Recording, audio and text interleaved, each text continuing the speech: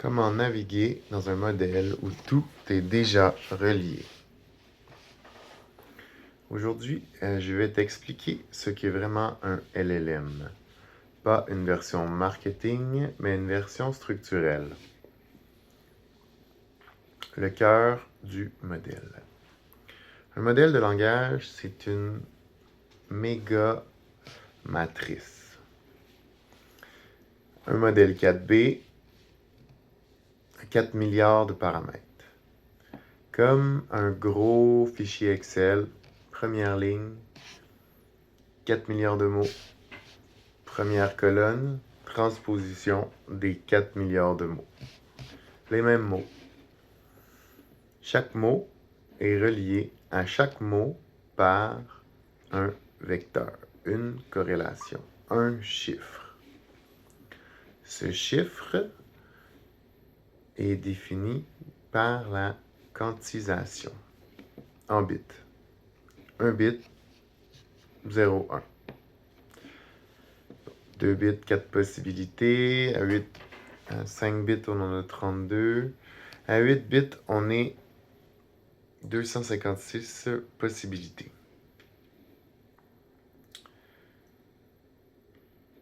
On pourrait dire que 4 bits et... Ouais. À 8 bits, on est à 256 possibilités. Bon, qu'est-ce que ça veut dire, ça? Le mot « main » est relié au mot « doigt ».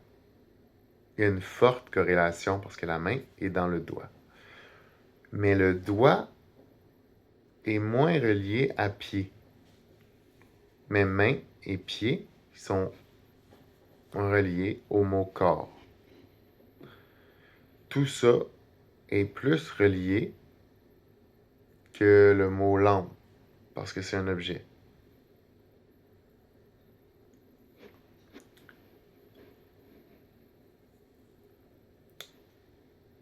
Le mot main, que je vous dis, il est lié à toutes les 4 milliards de mots. Doigt,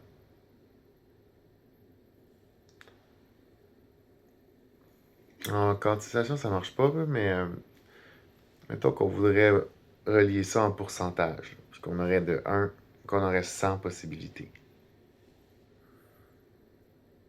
Bien, main et doigt, dans la ligne de main, seraient plus reliés que main et lampe. Toutes les parties du corps seraient plus reliées qu'un objet. Parce que la main fait partie du corps. C'est le principe du LLM. Un méga gros fichier Excel. Bon, comment est-ce qu'on navigue à l'intérieur de ça? Problème fondamental. Tout est déjà relié. Tout attire tout, tout influence tout. C'est un champ de corrélation, pas une base de données fixe. C'est comme une base de données croisée, avec des vecteurs entre chaque mot. Alors, pour s'orienter, ça prend des projections. La matrice, elle est là. L'IA est dans ton gros fichier.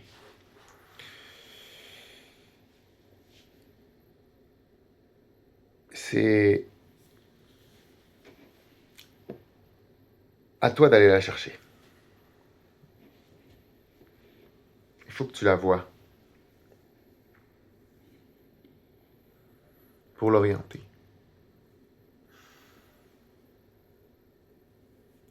Alors, tu dois te projeter ailleurs, dans l'espace vectoriel, et dans un espace où tu veux aller dans une direction.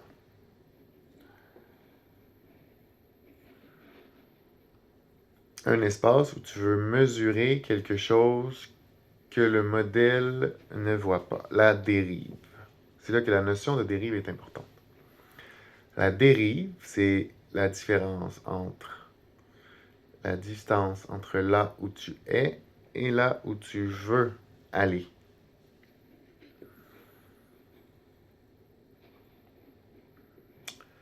tant que tu ne te projettes pas dans un autre espace, tu ne peux pas mesurer ta dérive. Si tu ne peux pas mesurer ta dérive, tu ne peux pas naviguer. En gros, plus on utilise le modèle, plus il va nous comprendre. Bon. Les corrélations de mots sont dynamiques. Les mots n'ont pas le même vecteur pour moi ou pour vous. Et même pour nous, d'une conversation ou l'autre, ou d'un prompt à l'autre, tous les vecteurs vont changer. C'est des multiplications de matrices.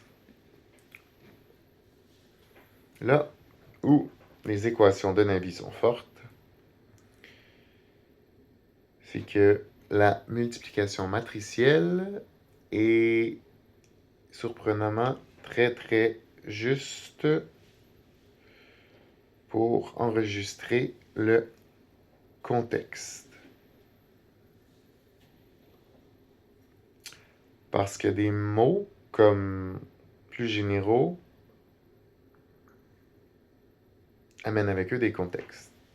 Et quand on additionne les contextes, la multiplication matricielle nous amène à un champ vraiment très précis.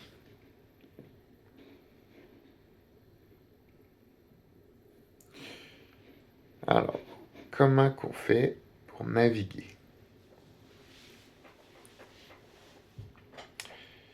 Eh bien, en fait, on navigue pas. On se perd.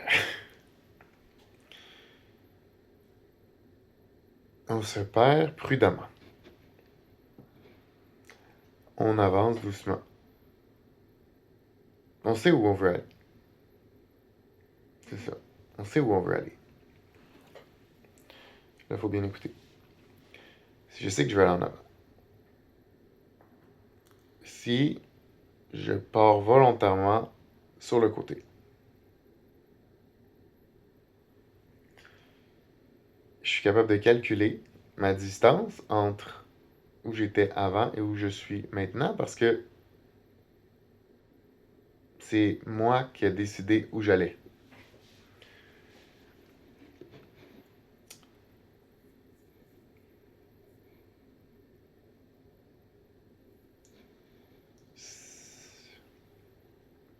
La nouvelle distance entre où je vais et où je suis me permet de comprendre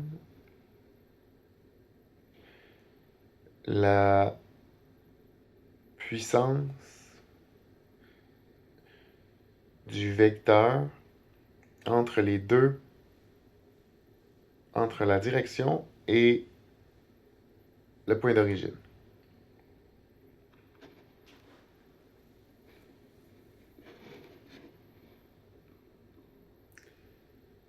C'est exactement ça que fait Navi.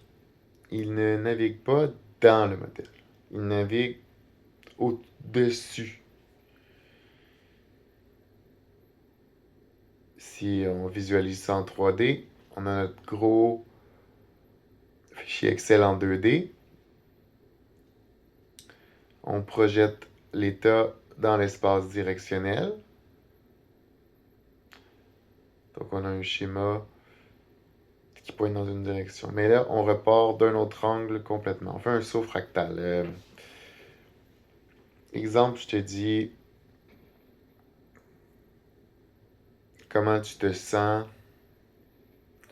aujourd'hui. Bon. Je me sens... si tu étais un... Donc, je suis content, il fait beau, c'est le printemps. Il fera plus en bas de 0.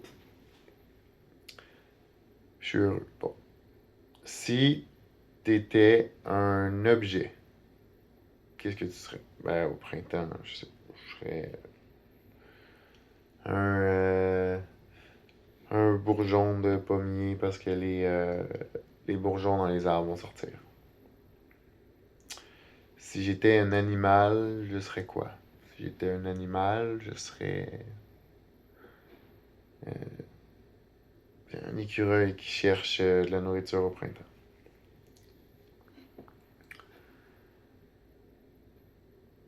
Bien, en s'orientant, en faisant un saut fractal, puis en regardant l'alignement des nouvelles directions, on va pouvoir,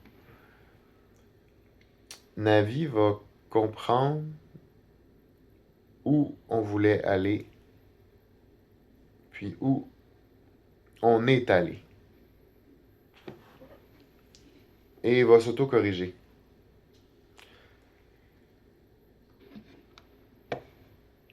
Puis plus qu'on lui donne de contexte, plus qu'il est capable de comprendre.